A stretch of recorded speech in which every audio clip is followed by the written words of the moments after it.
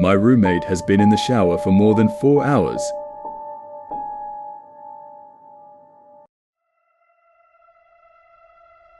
So I got home at around 11 p.m. Late night at the office turned into an even later night at the bar. About 4 drinks deep at this point, and I'm tired, just about ready to fall asleep as I stumble through the doorway. I lay down on the couch and reach for my bag of joints and spark one up as I pull YouTube on my laptop. I'm in the middle of watching some luxury cruise tour, close passing out when I hear the front door open. I sit up and turn my head slightly, just enough to see my roommate coming in. He hangs his jacket in the closet and doesn't say anything and walks slowly to his room, which is normal enough. I'd been living with him for about 3 months, long enough for me to pick up on most of his tendencies. The guy really doesn't talk unless spoken to, which was far from a problem for me. He also generally kept things clean on his end, never causing much in the way of problems. I really couldn't complain. So I go back to watching YouTube, and about 5 minutes later I hear the shower in his room turning on. Once again, nothing strange. At this point, I'm watching bare knuckle boxing highlights with my eyes half open, maybe 1 or 2 minutes away from passing out. I remembering waking up in darkness, my head hurting, my throat dry as hell. I sat up slowly, waiting for the grogginess to settle into something manageable. Once it did, I grabbed my phone, checked the time. Around 3:30 a.m. from what I remember. I was starving, and so I got up, began walking towards the fridge. And then I noticed it, a soft, but ever-present noise in the background. It took me a few seconds to really recognize what it was. The shower. Suddenly, the events of last night began replaying in my head. Drinking at the bar, Ubering home, laptop, couch. My roommate coming home. The shower turning on. I stood there for a while, trying to make sense of it. Maybe he went to bed and forgot to turn it off. I shook my head. There's no way that happened, I thought. Maybe he slipped and fell. Realizing the implications of this, I rushed towards his room, but found his bathroom door locked. I began pounding on it. "Hey man, you alright?" No response. I considered kicking the door down, but decided to call 911 before I did that. I took my phone out, preparing to dial when I noticed that I had an unread text, one from my roommate. "Hey man, I couldn't sleep, so I went over to my girlfriend's place. Not sure when I'll be back. Sent 2 hours ago." I look at the bathroom door, then back down at my phone. Everything about this was wrong. First of all, my roommate barely texts me, and certainly never to tell me that he's going out. Second of all, I know for a fact that he's single and has been for a while. And third of all, who the fuck was in the shower then? I tried calling him. No answer. Sent him some texts, but no response. I walked over to his desk and saw that his keys and wallet were still beside his laptop. My head's starting to spin at this point, and I get out of there, go back into the living room, and turn on the lights. I'm pacing around in a circle, trying to follow the plot, while also trying to ignore the shower, a noise that I never could have imagined being so dreadful in any context. Sometime later, I hear something vibrating on the kitchen counter. I move towards it and see that it's a phone, my roommate's phone. The panic begins setting in, and immediately, I grab my keys and run out of the apartment. I make my way down the hall and take the stairs down to the lobby, but even that doesn't seem far enough away, and so I make my way over to the McDonald's across the street. I sit there for a while, considering calling the cops, but for some reason feeling too nervous to do so. But even though there's hardly anybody in there, the place begins to feel suffocating, and I decide to leave, walking back out onto the empty streets. Almost immediately I get this feeling that I'm being watched, and I feel my gaze drifting up and towards the apartment. Soon I'm looking at my balcony, and I see somebody standing there. A dark figure stood completely straight, stiff to the point where it nearly resembles a mannequin. But it isn't one. If I look closely, I can see it just slightly swaying. I froze in place, my mind hardly able to understand or accept what it was seeing. It's not my roommate. It's too tall.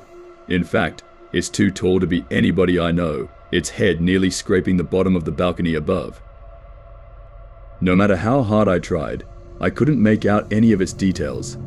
The darkness and distance may have been enough to explain that away.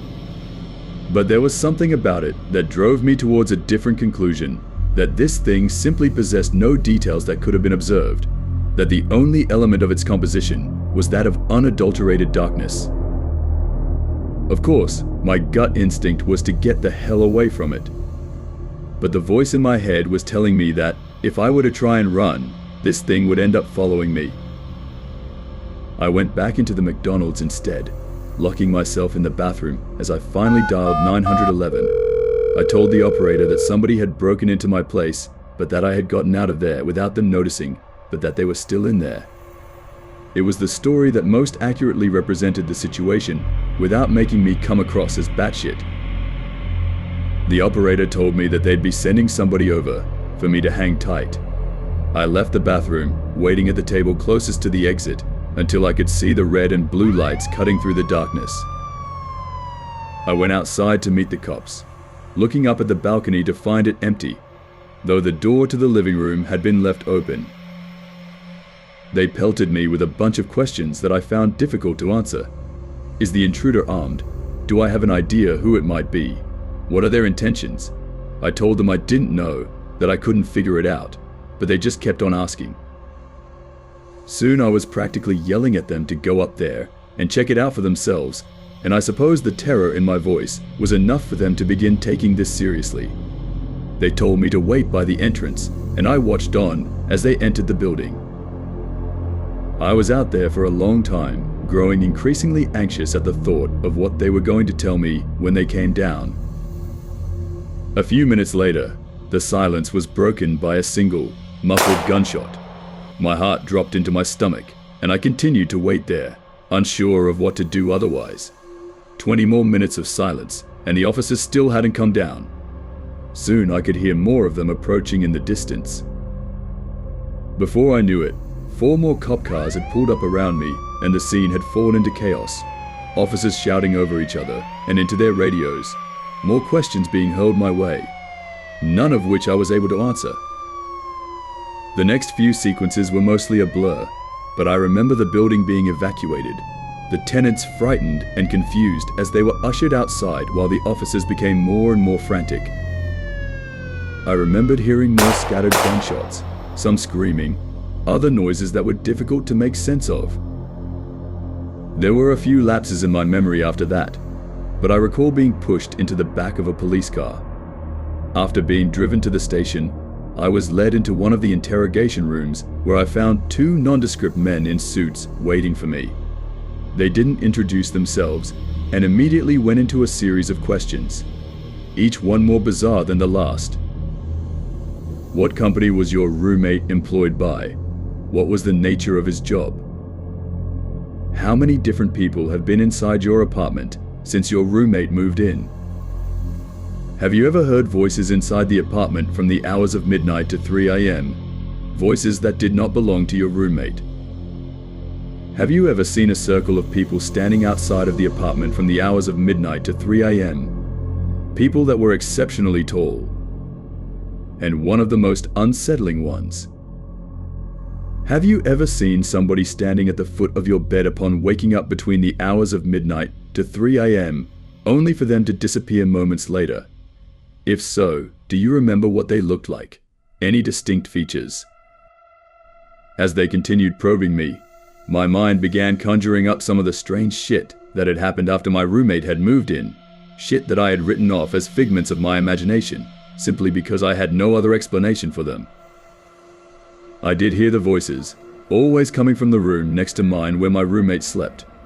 I was always so tired when I heard them, but I do remember it either sounding like a young woman or a man with an extremely deep voice. I could never make out any words. It always sounded like gibberish. And then there was that one time where I went to the bathroom in the middle of the night.